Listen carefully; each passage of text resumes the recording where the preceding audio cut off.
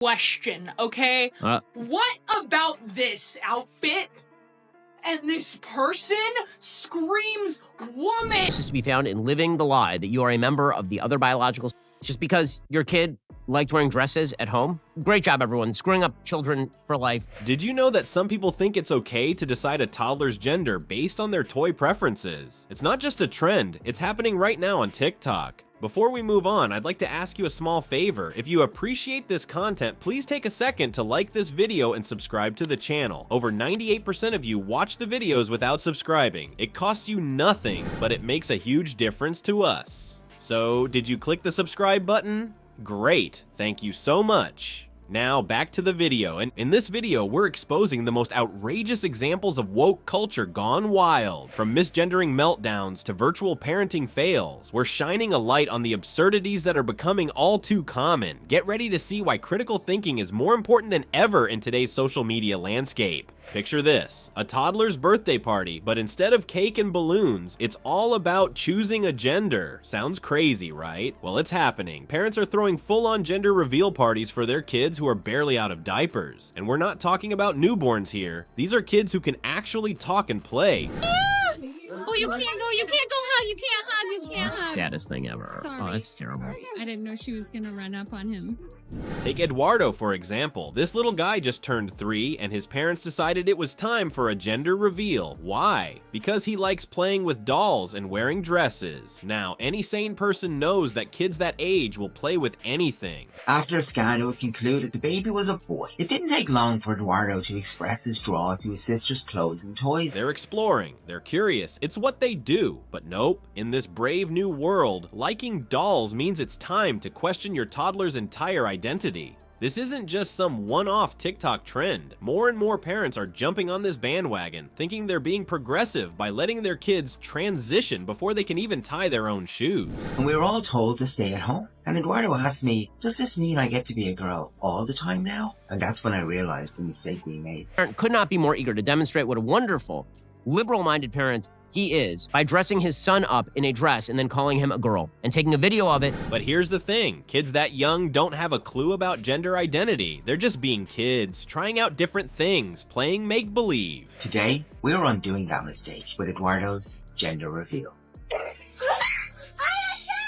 Experts say that children don't really grasp the concept of gender until they're about 4 or 5. Before that, they're just soaking up the world around them, mimicking what they see and having fun. But some parents are so eager to be seen as accepting that they're rushing to slap labels on their kids before they can even understand what those labels mean. This is to be found in living the lie that you are a member of the other biological. Just because your kid liked wearing dresses at home. Great job, everyone, screwing up children for life. And let's be real, this isn't just about letting kids express themselves. It's about adults projecting their own ideas onto children who are way too young to have any say in the matter. These parents are making life-altering decisions based on whether their kid prefers trucks or tiaras. It's like they've forgotten that children go through phases all the time. So what happens when these kids grow up? When they realize that liking dolls doesn't automatically mean they're a different gender, or when they feel pressured to stick with an identity that was chosen for them before they could even form complete sentences.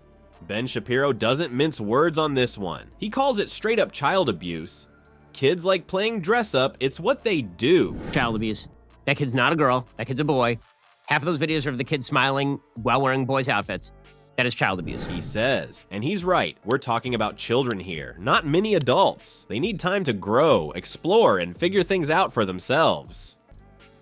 But hold on to your hats, folks, because this whole gender reveal party for toddlers thing, it's just the tip of the iceberg when it comes to how far some people are willing to go in the name of being woke. Ever been accused of oppressing someone just by standing there? Well, welcome to the wild world of taking up space. Her behavior mostly says is crazy woman. That's what it mostly says to me, and I feel like I'm on fairly solid ground here. The latest buzzword that's got social justice warriors all riled up. Forget actual issues. Now we're policing how people walk on sidewalks. You can't make this stuff up. So here's the deal. Some TikTokers gone viral claiming white people are out there taking up space like it's their job. Apparently, just existing in public is now offensive if you've got the wrong skin color. They're all bent out of shape about white folks walking side by side on narrow sidewalks expecting others to move. Like, seriously? We're turning basic human behavior into a crime now. I always just gently remind her and say, hey, baby, what are mommy's pronouns? And she's so funny because she's always like, they, them. Question, okay? What about this outfit and this person screams woman? This whole taking up space thing is supposed to be about how certain groups, especially white people, don't think about others when they're out and about. But come on, have you ever been to a crowded city? Everyone's bumping into everyone else, no matter what they look like. It's not exactly rocket science. The funny thing is, this concept spread like wildfire in social justice circles. They're acting like it's some profound insight into society's problems. But when you break it down, it's just making a big deal out of nothing. What does that mean, to be a long-distance parent? Are you talking about you divorced and you lost custody of the kid and you moved away? Typically, one of the key components of parenting is, being there for your children. Are we really gonna solve racism by telling people to walk single file?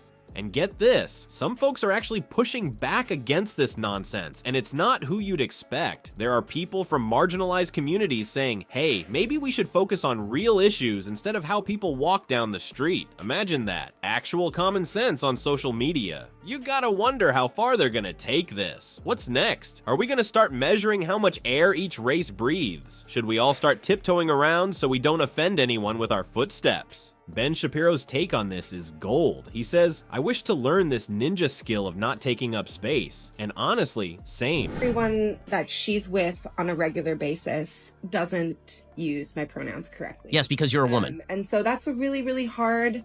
Imagine if we could all just phase through each other like ghosts. That'd solve the sidewalk crisis real quick, right? But here's the kicker. While we're all arguing about who's hogging the sidewalk, there are actual problems out there that need solving. It's like we're so busy looking for things to be offended by, we're missing the real issues staring us right in the face. So here's the deal. We've all got blind spots. It's easy to point fingers at the other side and think we've got it all figured out. But let's be real. The most dangerous delusion is thinking you're immune to delusion. We're all susceptible to groupthink, especially when it comes to hot button issues. Now, remember that quote about truth being revolutionary in times of deceit? Well, it's time to be revolutionary. We need to start questioning the unquestionable, especially when it involves kids. These little humans are counting on us to give them a chance to grow up without adult baggage weighing them down.